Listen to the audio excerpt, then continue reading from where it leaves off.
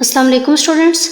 Okay students, हम 9th class mathematics chapter number 1 discuss कर रहे थे, that is matrices and determinants. Previous video में मैंने आपको एक्सरसाइज 1.4 का क्वेश्चन नंबर 6 करवाया था और हमारी एक्सरसाइज 1.4 कंप्लीट हो गई थी। आज की वीडियो में इंशाल्लाह हम एक्सरसाइज 1.5 स्टार्ट करेंगे। ओके, स्टार्ट करते हैं। बिस्मिल्लाहिर्रहमानिर्रहीम।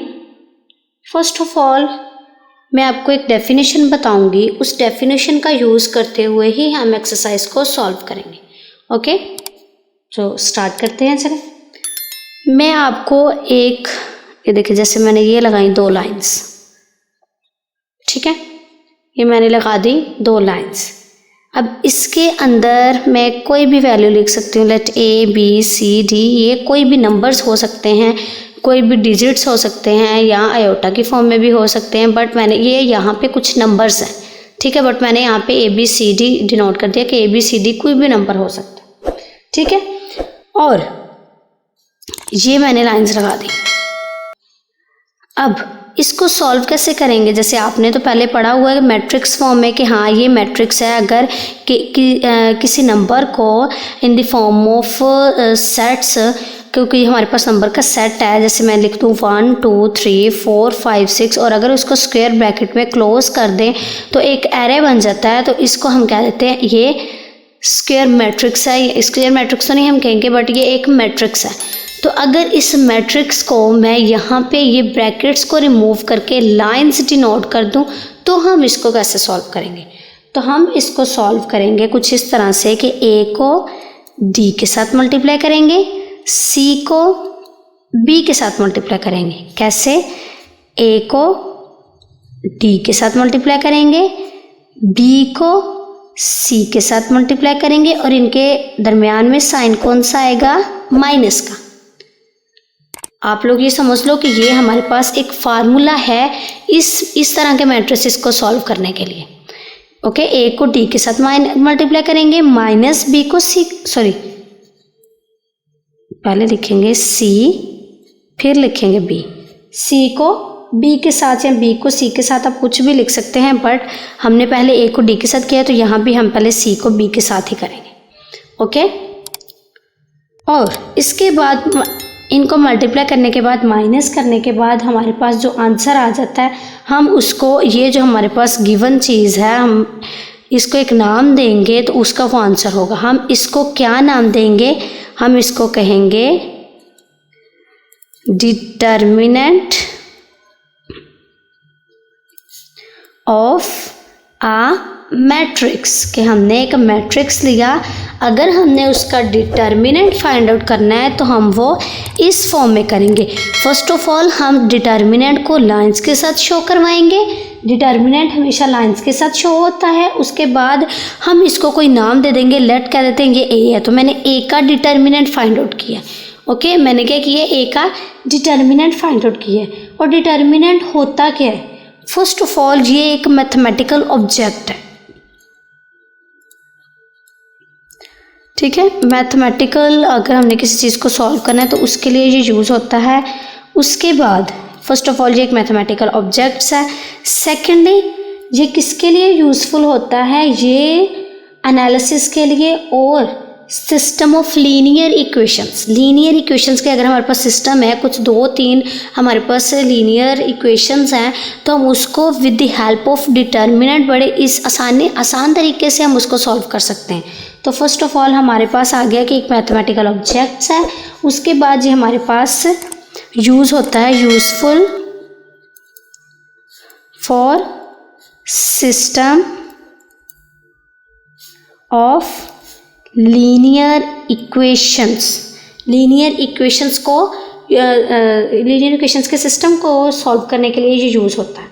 थर्ड हमारे पास है कि अगर हमारे पास non homogeneous system of linear equation हो, नॉन होमोजीनियस, जैसे मैं कहूँ कि 3x + 2y = समथिंग 2 कह दें, 3 कह दें, कुछ भी, मतलब मीन्स ये नॉन होमोजीनियस है। तो अगर हमारे पास नॉन होमोजीनियस इक्वेशंस हों, लीनियर इक्वेशंस हों, तो अगर हमने उनका सोल्यूशन निकालना है तो उसके लिए भी हम डिटर्मिनेंट को यूज़ कर सकते हैं। तो थर्ड वन क्या है? फॉर नॉन होमोजीनियस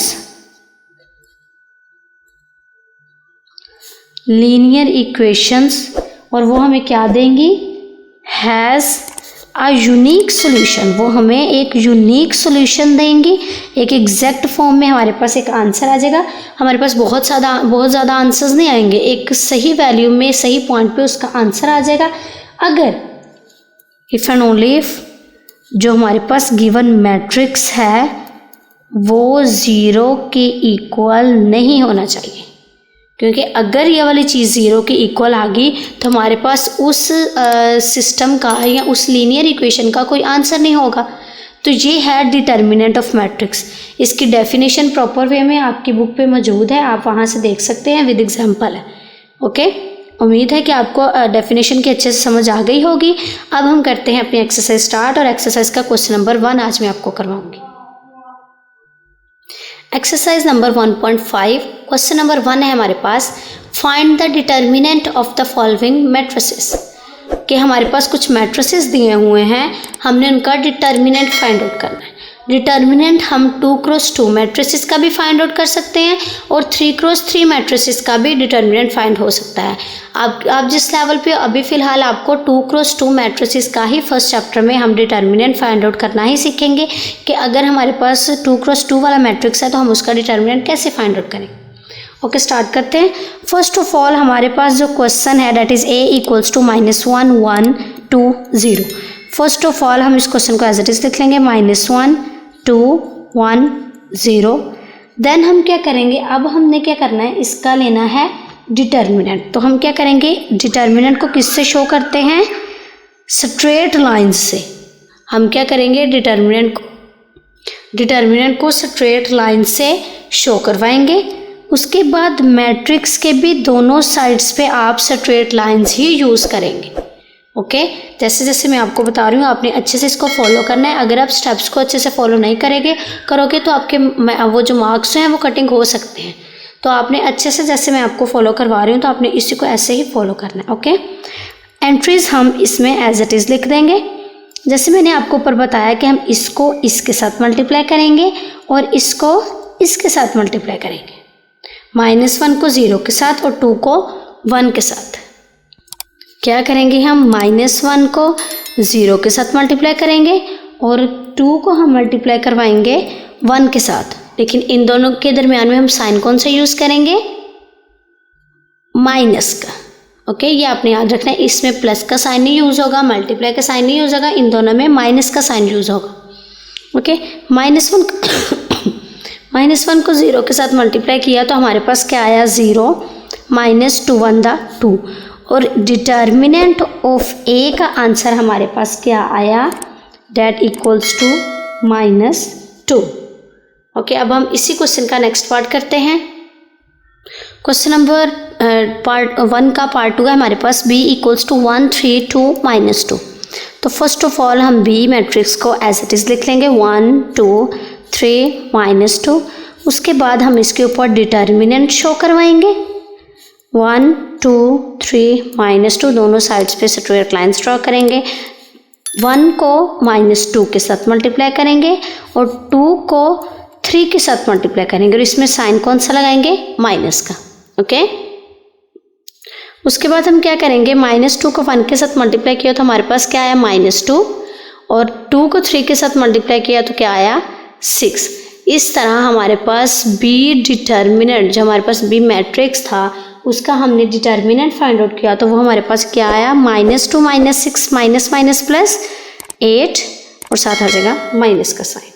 अब हम इसी क्वेश्चन का नेक्स्ट पार्ट करेंगे, that is C part. Third part है हमारे पास, c = 3 2 3 2। Okay, first of all हम मैट्रिक्स को एज इट इज़ लिख लेंगे, 3 3 2 2। आपने अच्छे से हर स्टेप को फॉलो करना है। ओके, उसके बाद हम इसके ऊपर डिटर्मिनेंट शो करवाएंगे, 3 3 2 2। सॉरी, यहाँ पे हम स्ट्रेट लाइंस यूज़ करेंगे। ये आपने याद रखना है कि यहाँ पे हम स्ट्रेट लाइंस ही यूज़ करेंगे, स्क्वायर ब्रैकेट्स यूज़ नहीं करेंगे।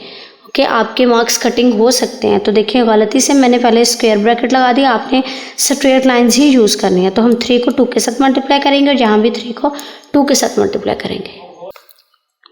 3 को 2 के साथ मल्टीप्लाई करवाएंगे, 3 को 2 के साथ मल्टीप्लाई करवाएंगे तो क्या आएगा 6 - 6 दैट इक्वल्स टू 0।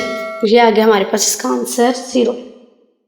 इंशाल्लाह नेक्स्ट वीडियो में मैं आपको बताऊंगी कि अगर हमारे पास डिटर्मिनेंट का मैट्रिक्स डिटर्मिनेंट ऑफ मैट्रिक्स जो है वो 0 के इक्वल आ जाए तो वो किस कंडीशन को कहते हैं, उसको क्या कहेंगे, और अगर वो 0 के इक्वल ना आए तो आप उसको क्या कहेंगे। ओके, इंशाल्लाह ये मैं आपको नेक्स्ट वीडियो में बताऊंगी। उसके बाद हम क्वेश्चन नंबर 1 का लास्ट पार्ट करते हैं जी। डी फोर्थ पार्ट है हमारे पास D इक्वल्स टू 3 2 1 4। तो फर्स्ट ऑफ ऑल हम मैट्रिक्स को एज इट इज़ लिख लेंगे 3 1 2 4। उसके बाद हम इसके ऊपर डिटर्मिनेंट साइन को शो करवाएंगे 3 1 2 4। नेक्स्ट हम क्या करेंगे 3 को 4 के साथ मल्टीप्लाई करवाएंगे, -1 को 2 के साथ मल्टीप्लाई करवाएंगे तो क्या आएगा 4 3 12 -2 1 2। ये आ जाएगा हमारे पास। ओके, इसके बाद हम क्या करेंगे इसका आंसर लिखेंगे तो डिटर्मिनेंट ऑफ D हमारे पास आएगा 12 - 2 दैट इक्वल्स टू 10। जी स्टूडेंट्स, ये था हमारा आज का लेक्चर। आज मैंने आपको नई एक्सरसाइज स्टार्ट करवाई है, आपको डिटर्मिनेंट ऑफ मैट्रिक्स के बारे में बताया कि डिटर्मिनेंट ऑफ मैट्रिक्स क्या है, कहाँ कहाँ यूज़ होते हैं और किन किन इक्वेशंस को सॉल्व करने के लिए हम उनको यूज़ कर सकते हैं और वो कैसा सोल्यूशन देते हैं। और मैंने आपको एक्सरसाइज 1.5 क्वेश्चन नंबर 1 पार्ट्स इसके जितने भी थे वो सारे कंप्लीट करवा दिए। उम्मीद है आपको समझ लग गई होगी। अगर आपको कोई भी प्रॉब्लम हो तो आप कमेंट बॉक्स में पूछ सकते हैं। और अगर आपको मेरी वीडियो अच्छी लगे तो प्लीज़ लाइक करिएगा, शेयर करिएगा और मेरे चैनल को ज़रूर सब्सक्राइब करिएगा। ओके, अल्लाह हाफ़िज़।